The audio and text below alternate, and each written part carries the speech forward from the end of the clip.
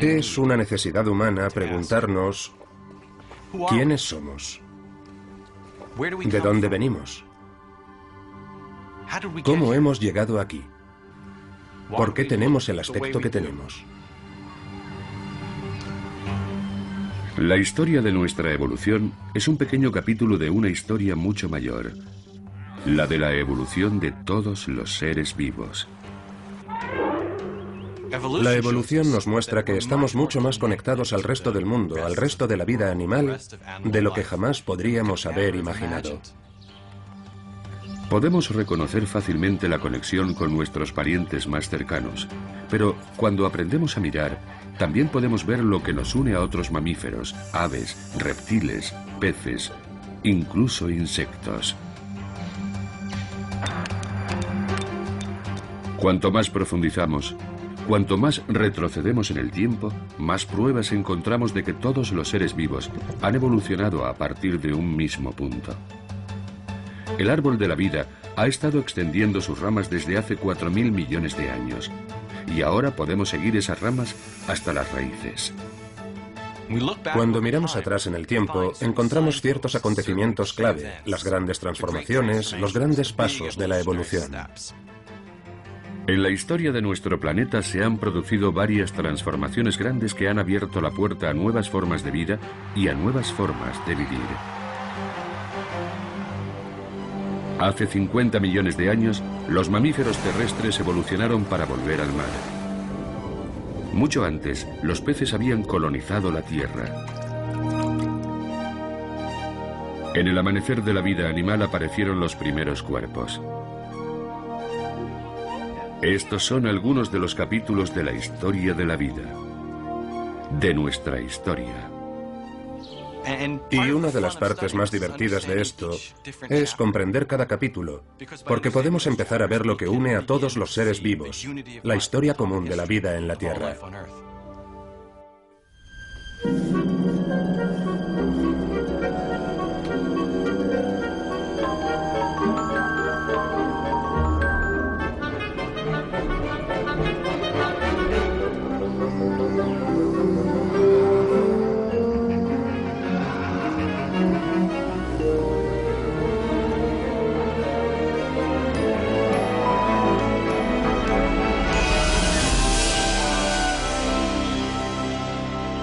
Evolución.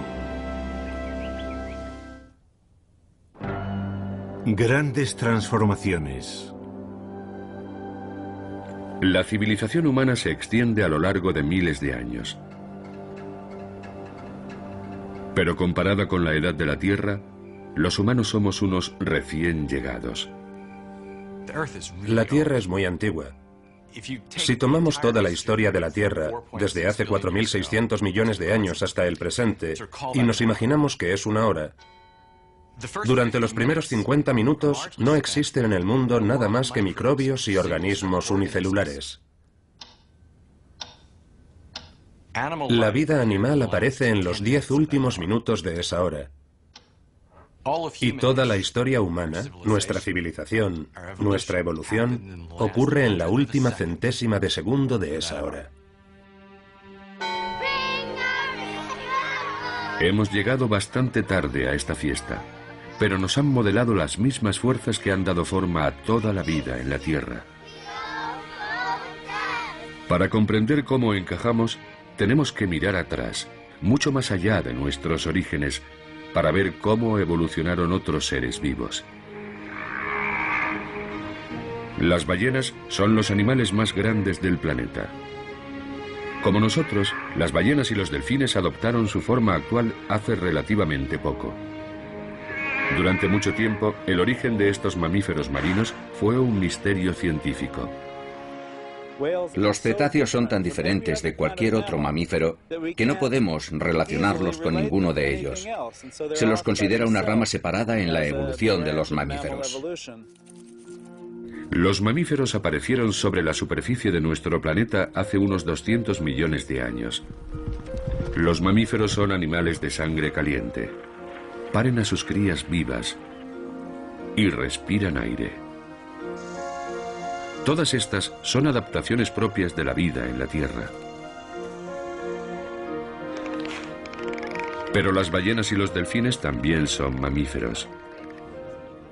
Son mamíferos que viven en el agua. Pero sabemos que los mamíferos evolucionaron en tierra. De modo que era un misterio cómo habían evolucionado originalmente los cetáceos. Al entender cómo ocurre esto, empezamos a entender cómo se producen en general esos grandes saltos, esas grandes transformaciones. A la gente le atraen las ballenas, y lo entiendo muy bien. Son tan hermosas, y su origen es tan misterioso. Los cetáceos están entre los pocos grupos de mamíferos que poseen cerebros grandes y complejos como los nuestros. En cierto sentido, son como un alter ego nuestro que vive en el mar, mientras que nosotros vivimos en tierra, que domina en el mar igual que nosotros dominamos en la tierra. Y por esa razón nos interesa saber sobre ellas, cómo llegaron ahí, como si fueran un reflejo de nuestra propia historia a través del tiempo geológico. Cuando Phil Gingerich inició su carrera hace 30 años, no sabía nada de cetáceos y no le preocupaba en absoluto. Se sentía atraído por la geología, sobre todo porque no tenía ninguna intención de pasarse la vida detrás de un escritorio. Creo que me interesaba la geología porque es una ciencia que se practica al aire libre. Y en geología me interesaba sobre todo la paleontología, porque investigaba la vida y la historia de la vida. El interés de Gingerich por los mamíferos terrestres primitivos le llevó hasta Pakistán. Fue allí donde hizo uno de esos descubrimientos con los que la mayoría de los paleontólogos solo puede soñar. Un fósil que iba a reescribir una de las grandes historias de la evolución. Encontré la parte posterior de un cráneo que no conseguía identificar. La región temporal estaba muy bien conservada y eso nos dio la pista de lo que era. La forma era familiar, pero en otros aspectos era diferente de todo lo que había visto Gingerich hasta entonces. Este es el espécimen que encontramos en 1978. Hay varias cosas que sorprenden. Una es que es muy similar en forma y tamaño a la parte posterior del cráneo de un lobo. Pero había algo extraño en este cráneo. En la parte inferior había un bulto del tamaño de una nuez. De no haber sido por esto, habría pensado que pertenecía a un mamífero carnívoro arcaico o a lo que llamamos un creodonte, pero está aquí. Era parte del oído interno del animal y tenía una forma muy característica. Una forma que actualmente solo se encuentra en una clase de animales: los cetáceos. Pero, ¿qué hacía el oído de una ballena en el cráneo de un animal que parecía un lobo? Gingerich estaba muy intrigado, de modo que construyó un modelo de lo que debía de haber sido el cráneo completo del animal. ¿Podía ser aquello un eslabón perdido crucial? El primer resto fósil que pudiese corroborar una de las afirmaciones más atrevidas de Darwin, que los cetáceos habían evolucionado a partir de mamíferos terrestres. Para estar seguro, Gingerich necesitaba encontrar más fósiles. Fósiles que mostraran los diferentes pasos de la transformación de las ballenas, lo que los científicos llaman formas de transición. Quería poder alinearlas y que todo el mundo pudiera verlo y creerlo porque lo tenía delante. Gingerich intentó volver a Pakistán para continuar la búsqueda, pero el país estaba en guerra y las fronteras estaban cerradas. Frustrado, decidió buscar en otra parte. Había oído hablar de la existencia de esqueletos de ballenas en un lugar insólito y decidió ir a verlos personalmente. El desierto del Sáhara es uno de los lugares más secos de la Tierra. Pero hace 40 millones de años las cosas eran muy diferentes. Todo esto estaba bajo el mar. Si nos imaginamos la costa mediterránea norteafricana actual, hace 40 millones de años estaba a unos 100 kilómetros más al sur de donde se encuentra en la actualidad.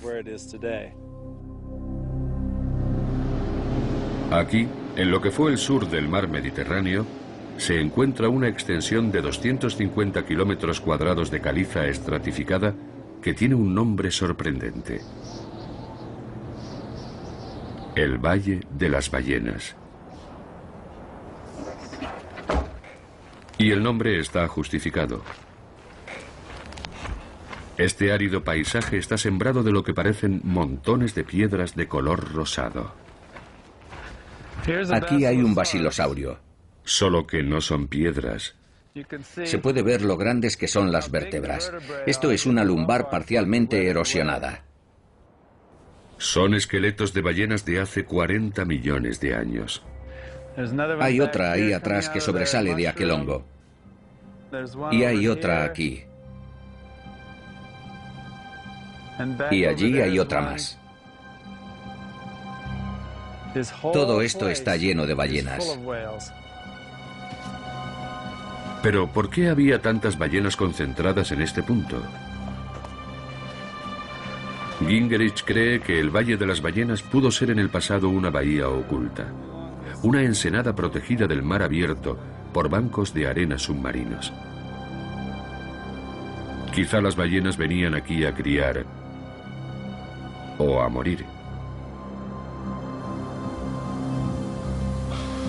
Pero a pesar de los cientos de huesos de ballenas que tenía al alcance de la mano, Gingerich se sentía decepcionado. Casi todos los esqueletos pertenecían a un cetáceo llamado basilosaurio, una especie de 40 millones de años de antigüedad ya conocida para la ciencia.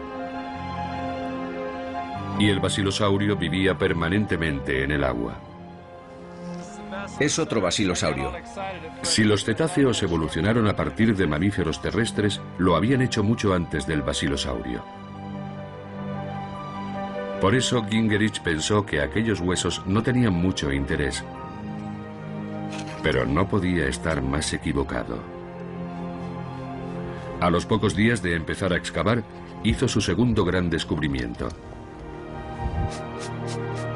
Resultaba que el basilosaurio tenía algo que las ballenas modernas habían perdido. Por primera vez habíamos encontrado cetáceos que tenían patas. Los huesos eran pequeños, pero inconfundibles. Una pelvis, una rótula, incluso falanges. Aquella ballena tenía todos los huesos que componían una pata. Gingerich rescató todos los huesos que pudo del esqueleto. Era una prueba espectacular de que los cetáceos habían sido en algún momento animales de 4 patas. Desde aquel hallazgo de Gingerich, él y otros investigadores han ido rellenando otros vacíos de esta fantástica historia. Ahora los científicos piensan que el antepasado más antiguo de las ballenas era parecido a este mamífero de 50 millones de años, similar a un lobo llamado Sinonyx. El Sinonyx era un depredador y carroñero que vivía y cazaba en las orillas de un antiguo océano. Quizá sus descendientes encontraron en el mar una fuente de comida abundante en la que no tenían competencia. A lo largo de millones de años, las patas delanteras se convirtieron en aletas, las traseras se atrofiaron, el cuerpo perdió el pelo y fue adoptando la forma hidrodinámica que conocemos. Desde el primer hallazgo de Gingerich, bautizado como Pachycetus, la lista de géneros de transición hasta los cetáceos ha crecido. Ahora incluye al ambuloceto, el rodoceto y el dorudón, además del basilosaurio. Vemos otro elemento de la evolución de los cetáceos en el desplazamiento gradual de las fosas nasales a la parte superior de la cabeza, que permitió a las ballenas respirar en el agua. ¿Cómo perdieron las patas las ballenas? Con el paso de los años evolucionaron a nuevos tipos de... El trabajo de Gingerich demuestra lo que Darwin repitió una y otra vez: que las pruebas de la evolución están a nuestro alrededor. Solo tenemos que buscarlas. Y los huesos no son las únicas pruebas de la evolución de los cetáceos. Sus orígenes también son visibles en su forma de moverse. Frank Fish estudia la forma en que nadan los mamíferos marinos actuales. rastrea su herencia evolutiva en la forma en que se mueven en el agua. La gran incógnita es, ¿cómo se convierte un mamífero terrestre que corre sobre 4 patas en algo como un delfín, que no tiene extremidades y está perfectamente adaptado a nadar en el mar? Aunque los cetáceos tienen la apariencia de peces, no nadan como los peces. Los peces nadan flexionando la espina dorsal de lado a lado, como este tiburón. Pero los mamíferos nadan de otra forma. Esta nutria nada ondulando la columna verticalmente, exactamente de la misma forma que los cetáceos. Y si nos fijamos, también de la misma forma que los mamíferos terrestres emplean la espina dorsal para impulsarse al correr. Los cetáceos conservaron su ancestral forma de moverse al emigrar al agua, y todavía es visible 50 millones de años después. En cierto sentido, la evolución no inventó nada nuevo con los cetáceos, simplemente hizo reajustes en los mamíferos terrestres. Se trata de utilizar lo existente para crear algo nuevo. Y esto ocurre con todos los grupos animales en todo momento a lo largo de la historia evolutiva. El punto de partida para los cetáceos fue un animal terrestre de 4 patas que vivió hace más de 50 millones de años. Pero los animales terrestres también eran el producto de una transformación que había tenido lugar mucho antes. Hace cientos de millones de años no había animales sobre la Tierra. Hasta entonces todos nuestros antepasados lejanos habían vivido en el agua, así que en algún momento tuvieron que pasar de vivir en el agua a vivir en la tierra. Ese es un cambio enorme. Fue el momento en que los peces salieron arrastrándose del agua y se adaptaron a la tierra. Si aquellos primeros animales no hubieran hecho esa transición, nosotros no estaríamos hoy aquí. Y es importante comprender cómo y cuándo, y si es posible, dónde ocurrió esa transición. Realmente los primeros animales que abandonaron el agua comenzaron algo importante. Sus descendientes evolucionarían hasta dar origen a los reptiles, las aves y los mamíferos de nuestro tiempo. Y el origen común de todos esos animales sigue siendo visible en su cuerpo. Igual que nosotros, todos ellos tienen 4 extremidades. Todos somos tetrápodos.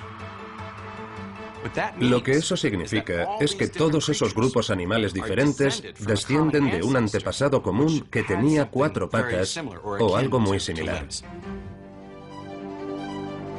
Pero ¿cómo era ese antepasado común? ¿Y cómo salió del agua hace 370 millones de años? Estas son las preguntas a las que los paleontólogos Neil Shubin y Ted Dessler intentan encontrar respuesta. Y ellos creen que en estos barrancos en el centro de Pensilvania se puede encontrar pistas.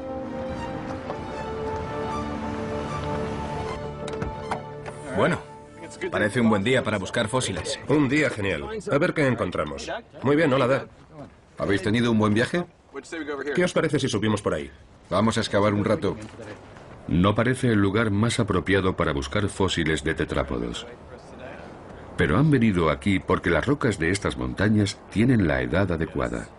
Se formaron durante el período de la historia de la Tierra que llamamos Devónico. En el Devónico este lugar era muy diferente. Se encontraba al sur del Ecuador. Los continentes se mueven continuamente y en esta época había un clima mucho más tropical en Pensilvania. Hace cientos de millones de años, los fósiles y sedimentos que forman estos estratos se estaban acumulando en el fondo de un río.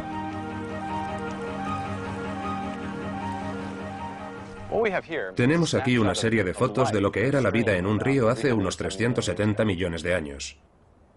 Estos son fragmentos de animales fosilizados, de escamas, de dientes.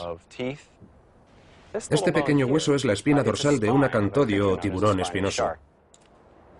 La mayoría de los fósiles están demasiado fragmentados para tener valor. Pero en 1995, en este mismo lugar, Dessler se encontró con algo que no había visto nunca. Era un pequeño hueso de un hombro, pero no era de un pez. Era el hombro de un tetrápodo de 370 millones de años.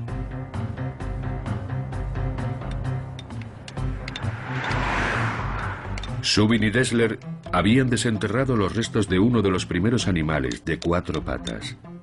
Era la primera prueba de la existencia de estos tetrápodos primitivos en toda Norteamérica, y eso hacía que fuera muy emocionante.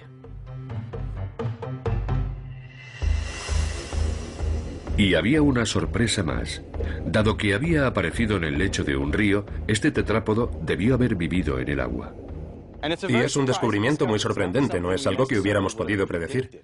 ¿Por qué iba a vivir un animal con patas en el agua? Se creía que las extremidades se habían desarrollado para poder desplazarse en tierra. La idea original era que primero los peces habían salido a tierra y después habían desarrollado las patas. Y lo que creemos ahora es que los tetrápodos desarrollaron primero los dedos y después salieron del agua. Jenny Clark, una investigadora de la Universidad de Cambridge, sospechaba que la teoría que se enseñaba en muchos libros de texto era errónea. La historia que se puede leer en muchos de los viejos libros de texto y en las imágenes que vemos en los libros infantiles y en los paneles de los museos es la típica imagen de un pez sobre un charco intentando mantenerse fuera del agua. Y resulta bastante extraña si se observa objetivamente. Clark pensaba que tenía que haber una explicación mejor. Pero, ¿dónde buscar? Apenas se había encontrado un puñado de fósiles de tetrápodos primitivos, la mayoría de ellos en una región remota de Groenlandia a principios del siglo XX. La única pista que tenía era una anotación en un diario de un viaje a Groenlandia años antes. Mencionaba la existencia de fósiles de tetrápodos en una montaña sin nombre. Clark viajó a Groenlandia en busca de aquellos fósiles. Finalmente encontramos el lugar, a 800 metros de altura en la ladera de una montaña. Clark regresó con 4 toneladas de rocas. Y pasó los 4 años siguientes desmenuzándolas. Cuando terminó, tenía el esqueleto más completo de un tetrápodo primitivo jamás encontrado. Y cambió para siempre los libros de texto. Una de las primeras cosas que encontramos fue este miembro delantero. En el borde de la extremidad del animal había un grupo de huesos inconfundibles. Era una mano. Esto es una reconstrucción del animal. El artista ha recurrido a la imaginación para el color y los ojos, pero creemos que es lo más parecido que se puede conseguir. El animal, bautizado como Acantostega, había vivido en el agua. Tenía una cola semejante a la de un pez y agallas para respirar en el agua. Pero los extremos de sus patas tenían forma de pétalo. Posiblemente fueron las primeras manos que existieron en la Tierra. Era un animal acuático. No sabemos si en algún momento salió a tierra, pero sin duda no caminaba en el sentido convencional. Básicamente es un pez con dedos. El hallazgo de Jenny Clark supuso un hito científico. Demostraba que en el agua habían evolucionado peces con patas. De modo que los tetrápodos no tenían que haber desarrollado las patas después de salir a tierra. Los miembros ya habían evolucionado previamente y les habían ayudado a sobrevivir fuera del agua. El patrón básico de las patas había estado ahí durante millones de años. Aquí tenemos una aleta de un pez fósil de hace 370 millones de años y un brazo humano. En el brazo humano tenemos un hueso, a continuación 2 huesos, la muñeca y los dedos. En esta aleta, ¿qué tenemos? Tenemos un hueso, 2 huesos, incluso un grupo de pequeños huesos que se puede comparar con una muñeca Y después unos radios que salen del apéndice como nuestros dedos de las manos o de los pies. Así que en una aleta de un pez de hace 370 millones de años, ya vemos la mayoría de los huesos que va a tener una extremidad de un tetrápodo. Con el modelo básico en su lugar, la transición de la aleta a la extremidad se produjo con una serie de pequeños cambios a lo largo de millones de años. En realidad la evolución no tiene ningún objetivo. No intentaba crear extremidades, ni intentaba impulsar a nuestros antepasados a salir del agua. Estaba ocurriendo una serie de experimentos. En los poblados ríos en los que evolucionaron los tetrápodos, la competencia por la supervivencia era muy intensa. Estos pequeños ríos eran como una máquina o un crisol de cambio evolutivo. Los peces experimentaron con todo tipo de estrategias de supervivencia. Algunos se convirtieron en depredadores. El dueño de esta mandíbula era un cazador de 3,5 metros. Sus dientes tenían el tamaño de clavos de ferrocarril. Otros peces más pequeños desarrollaron elaboradas defensas, como esta pesada armadura. Otros se hicieron con armas, como esta aguzada púa que sobresalía tras el cuello de su dueño. Todas estas armas eran herramientas para la supervivencia en un mundo peligroso. Quizá las patas que desarrollaron los primeros tetrápodos les proporcionaron otra forma de sobrevivir. Fue para escapar, fue para salir a tierra. Y lo que permitió a esos animales escapar, salir del agua, fueron esos nuevos elementos, las extremidades. Aquellos que consiguieron escapar encontraron un nuevo mundo, lleno de oportunidades.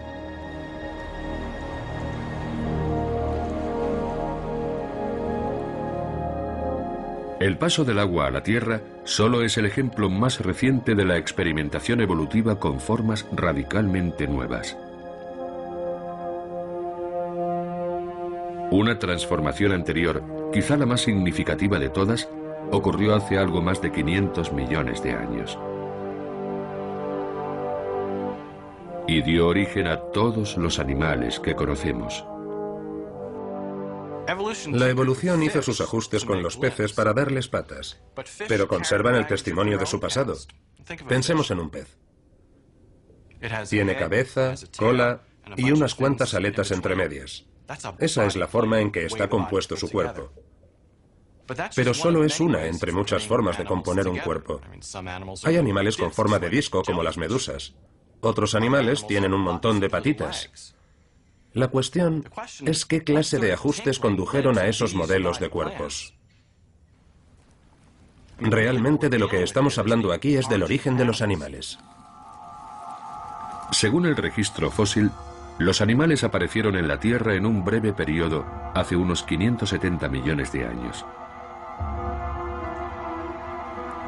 Los científicos llaman a esta crucial transformación la explosión cámbrica. La explosión cámbrica fue efectivamente uno de los grandes hitos en la historia de la vida. Hace alrededor de 500 millones de años, de repente las cosas cambian y se produce una extraordinaria explosión de diversidad. Y por esta repentina aparición de los fósiles se acuñó el término explosión cámbrica. Darwin dijo: esto es un problema para mi teoría. ¿Cómo es que de repente parece que los animales aparecen de la nada? Y hasta cierto punto, eso sigue siendo un misterio. La mayor parte de lo que sabemos de la explosión cámbrica es el resultado de un único descubrimiento, posiblemente el mayor hallazgo de fósiles de la historia. En 1913, mientras exploraba las montañas rocosas canadienses, el paleontólogo Charles Walcott descubrió unos estratos de pizarra que contenían miles de fósiles exquisitamente conservados. Estos animales, todos ellos marinos, quedaron atrapados por una catastrófica avalancha submarina de barro. Durante los siguientes 500 millones de años, el fondo marino que había sido su tumba se elevó hasta convertirse en una montaña. Walcott recogió más de 60.000 fósiles del yacimiento que bautizó como Burgess Shale o Pizarral de Burgess. Simon Conway Morris ha estado estudiando estos fósiles desde hace más de 30 años. Es casi como si estuvieras en otro planeta, como si te dieran una barca y una red y te dejaran lanzar esa red al océano profundo. No tienes ni idea de lo que va a salir. Algunos de los animales del Burgess Shale eran familiares. Y aquí tenemos uno de los trilobites. Se han conservado incluso las partes blandas más delicadas. Los trilobites son unos artrópodos extintos, animales con un esqueleto externo. Todos los artrópodos actuales, como los cangrejos, langostas, insectos y arañas, descienden de animales como estos. Otros animales del Burgess Shale eran mucho más extraños, casi como alienígenas. Había un animal con 5 ojos y una larga trompa retráctil. Otro erizado de largas y afiladas espinas. Otro con un anillo de púas alrededor de la boca. Y sin embargo, por extrañas que parezcan estas criaturas, todas ellas resultan sorprendentemente familiares. Como todos los animales, tienen cuerpos con cabeza, cola, apéndices, segmentos especializados que desempeñan funciones especializadas. Todos los modelos básicos que se encuentran actualmente en la naturaleza están aquí. Todos los animales que han existido durante los últimos 500 millones de años son el resultado de modificaciones de estos diseños iniciales. Incluso nuestro propio antepasado ya estaba aquí. Quizá esta sea la joya de la corona del Burgess Shale. Este es Picaya. Picaya, una criatura diminuta, es uno de los fósiles más extraordinarios del Burgess Shale. Es el único que tiene un cordón nervioso interno que se asemeja a una espina dorsal. Eso puede significar que animales como Picaya fueron los primeros antepasados de todos los animales dotados de esqueleto interno. La idea es que este podría ser el precursor de los peces y, por tanto, tras una larga historia evolutiva, de nosotros mismos. ¿Por qué es tan importante la explosión cámbrica? Porque es parte de nuestra historia, es de donde venimos. Este es el momento en que aparecen los animales. Cuando examinamos este periodo podemos ver cómo se desarrolla parte de nuestra historia. Entonces, ¿qué aprendemos cuando examinamos 600 millones de años de historia animal? Que la evolución hace reajustes en el patrón de los mamíferos y crea cetáceos. De la misma forma modifica el patrón de los peces y crea tetrápodos. Y modifica el patrón de los animales y crea todos los diferentes modelos corporales que conocemos. Todos estos seres son variaciones del mismo tema, reformulado una y otra vez. La cuestión era, ¿qué estaba modificando la evolución exactamente? Uno de los descubrimientos más importantes de los últimos 20 años es que la evolución no modifica los cuerpos, modifica la receta, el mecanismo que construye los cuerpos. Pero ¿cuál es esa receta? ¿Cuál es ese mecanismo? Son los genes. Los fósiles mostraban los cambios en los cuerpos de los animales con el paso del tiempo, pero nadie sabía cómo cambiaban los cuerpos. La búsqueda del mecanismo genético de la evolución ocupó la mayor parte del siglo XX. Cuando por fin los científicos lo encontraron, quedaron maravillados por lo simple que era. Uno de los protagonistas del descubrimiento fue Mike Levine. Supongo que yo era un niño un poco raro. Siempre me han gustado los bichos. En casa teníamos un patio estupendo y yo me pasaba la vida allí. Era como mi reino y allí jugaba con los bichos, los diseccionaba, los manipulaba. Ese es el mejor recuerdo que tengo. Su afición a los bichos impulsó a Levine a estudiar biología. Y un insecto en particular se convirtió en el objeto de su fascinación. Tienen un ciclo de generación muy rápido y unos patrones muy complejos. Puede que de lejos no lo parezca, pero cuando observas con un microscopio una mosca del vinagre adulta, es asombroso el número de sedas, la complejidad de sus alas, los patrones de sus ojos. Pero los embriones son algo especial. Me encantan los embriones. Los científicos sospechaban desde hacía mucho que los embriones contenían pistas sobre cómo evolucionaban los animales. Al principio, todos los embriones son grupos de células prácticamente idénticos. Pero muy pronto, el embrión se divide en segmentos especializados, a partir de los cuales se desarrolla la forma final del animal. Pero, ¿qué controla este proceso? ¿Cómo sabían los embriones la forma que tenían que adoptar? Una de las primeras personas que estudió estas cuestiones fue un naturalista del siglo XIX llamado William Bateson.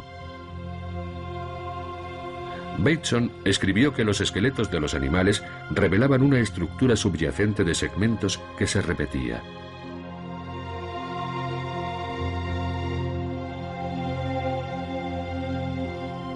También observó que a veces los animales se desarrollaban con algún segmento en un lugar erróneo. Insectos con patas donde no debían estar. Cangrejos con una pata donde debía haber una pinza. Pitones con costillas de más o ranas con vértebras cervicales de más y ese tipo de cosas. Para Bateson, estos errores de desarrollo significaban que el diseño subyacente del animal se había alterado. No tenía la menor idea de cómo ocurría, pero sospechaba que estos cambios aleatorios podían ser la fuerza motriz de la evolución. En la década de 1940, los científicos que trabajaban con moscas del vinagre habían encontrado la forma de provocar alteraciones en ese patrón de desarrollo, bombardeando los embriones con radiación y venenos. Y cuando hacían esto, el resultado eran moscas con la estructura de las alas alterada, con las patas alteradas, y aquellas moscas especiales tenían una parte del cuerpo en un lugar equivocado o una copia de una parte normal del cuerpo en otro sitio.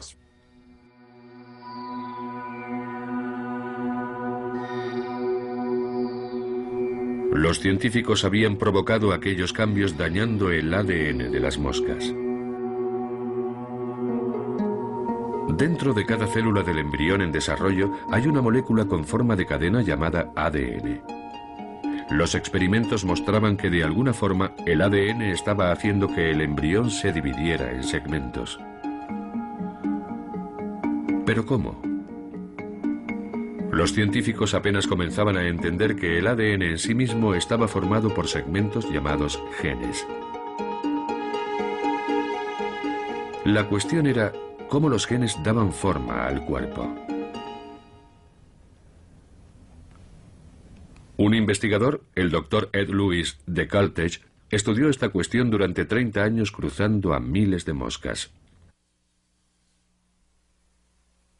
Sus experimentos le condujeron a una idea muy controvertida. Había llegado a la conclusión de que un mecanismo sorprendentemente simple daba forma a los embriones. Lewis escribió que cada segmento de la mosca recibía las instrucciones de crecimiento de un solo gen. Un pequeño grupo de genes, una especie de caja de herramientas genética, parecía ser el que diseñaba la totalidad del cuerpo. Tras haber observado esos genes, dijo, este afecta a esta parte del cuerpo, este a la siguiente y este a esta otra. Era una observación asombrosa. Y era asombrosa porque parecía demasiado simple. Nadie más había pensado que genes individuales pudieran ser tan poderosos como para controlar algo tan complejo como la estructura del cuerpo. Los escépticos afirmaban que la idea de Lewis no era más que una conjetura. Obviamente, no había podido ver los genes porque no existía ninguna técnica que permitiera hacerlo. Entre los años 20 y los 70, no fue posible aislar físicamente un gen específico. Cuando eso empezó a ser posible, por suerte para mí, fue cuando yo estaba estudiando. Y así muchos de nosotros pensamos, vaya, por fin podemos meternos ahí e identificar esas cosas tan misteriosas que son los genes. Levin pidió ayuda a otro científico, su amigo y compañero Bill McInnes. El primer gen que intentaron aislar tenía un curioso nombre, Antenapedia, que significa patas antenas. Creían que este gen controlaba el crecimiento de las patas. Cuando el gen se alteraba, a las moscas les crecían patas en lugares erróneos. Por ejemplo, en la cabeza, en lugar de las antenas. En las moscas normales, las patas crecen en la zona media, lo que llamamos el tórax. Así que Levine y McInnes eligieron como objetivo el gen del tórax de un embrión normal. Lo que esperábamos era que Antenapedia se activara, se expresara en el tórax en desarrollo del embrión. Pero ¿quién podía saberlo? Levine y McInnes tenían que hacer algo que nadie había hecho nunca. Tenían que encontrar la forma de ver un gen en acción. Queríamos activar el gen y era un trabajo descomunal. El trabajo exigía aplicar métodos nuevos y que no se habían probado nunca. Al principio no funcionó muy bien y había un buen número de problemas técnicos a resolver. El equipo tenía que conseguir un delicado equilibrio entre dosis de radiación y enzimas tóxicas. Un exceso de cualquiera de ambas podía destruir el embrión. El proceso día a día no era muy gratificante. Era increíblemente aburrido. Fueron meses y meses de ensayos y errores.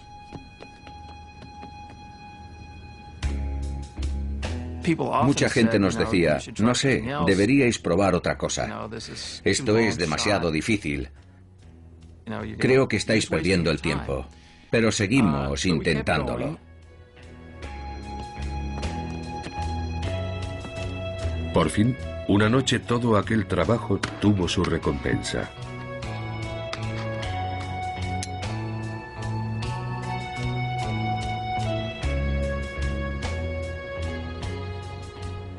Y en determinado momento, vimos que el gen se había activado en una banda en el centro de un embrión muy joven.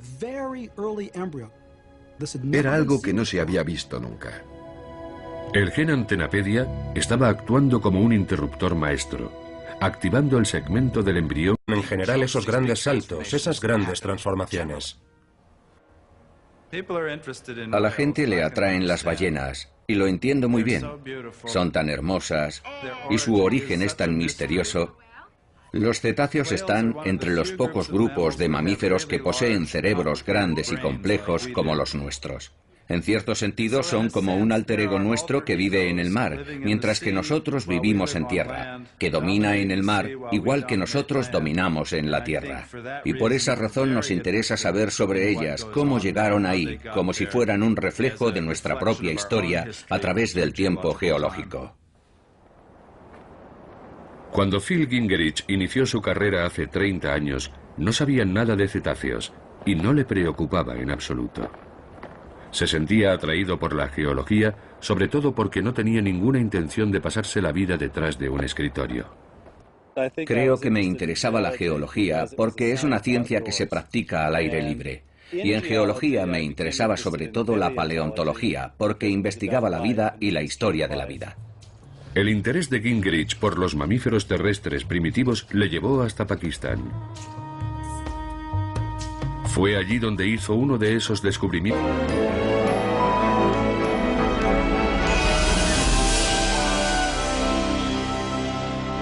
Evolución.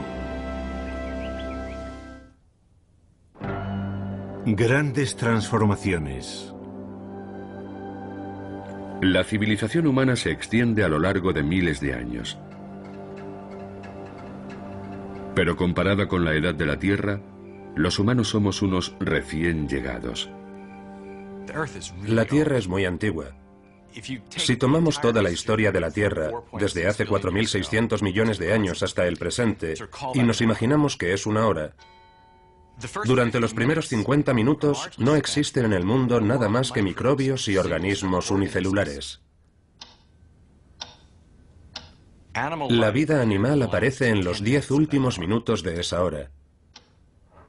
Y toda la historia humana, nuestra civilización, nuestra evolución, ocurre en la última centésima de segundo de esa hora. Hemos llegado bastante tarde a esta fiesta, pero nos han modelado las mismas fuerzas que han dado forma a toda la vida en la Tierra. Para comprender cómo encajamos, tenemos que mirar atrás. Cuando miramos atrás en el tiempo, encontramos ciertos acontecimientos clave, las grandes transformaciones, los grandes pasos de la evolución. En la historia de nuestro planeta se han producido varias transformaciones grandes que han abierto la puerta a nuevas formas de vida y a nuevas formas de vivir. Hace 50 millones de años, los mamíferos terrestres evolucionaron para volver al mar. Mucho antes, los peces habían colonizado la Tierra. En el amanecer de la vida animal aparecieron los primeros cuerpos. Estos son algunos de los capítulos de la historia de la vida, de nuestra historia. Y una de las partes más divertidas de esto es comprender cada capítulo, porque podemos empezar a ver lo que une a todos los seres vivos, la historia común de la vida en la Tierra.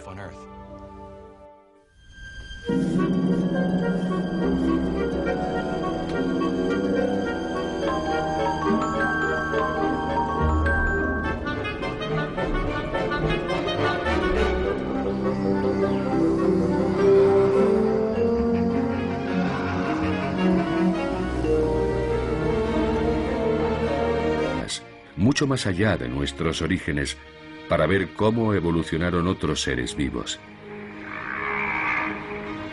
Las ballenas son los animales más grandes del planeta. Como nosotros, las ballenas y los delfines adoptaron su forma actual hace relativamente poco. Durante mucho tiempo, el origen de estos mamíferos marinos fue un misterio científico. Los cetáceos son tan diferentes de cualquier otro mamífero que no podemos relacionarlos con ninguno de ellos. Se los considera una rama separada en la evolución de los mamíferos. Los mamíferos aparecieron sobre la superficie de nuestro planeta hace unos 200 millones de años. Los mamíferos son animales de sangre caliente. Paren a sus crías vivas y respiran aire. Todas estas son adaptaciones propias de la vida en la Tierra. Pero las ballenas y los delfines también son mamíferos. Son mamíferos que viven en el agua. Pero sabemos que los mamíferos evolucionaron en tierra. De modo que era un misterio cómo habían evolucionado originalmente los cetáceos. Al entender cómo ocurre esto, empezamos a entender cómo se producen.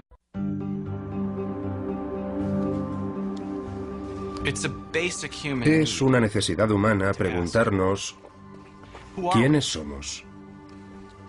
¿De dónde venimos? ¿Cómo hemos llegado aquí? ¿Por qué tenemos el aspecto que tenemos?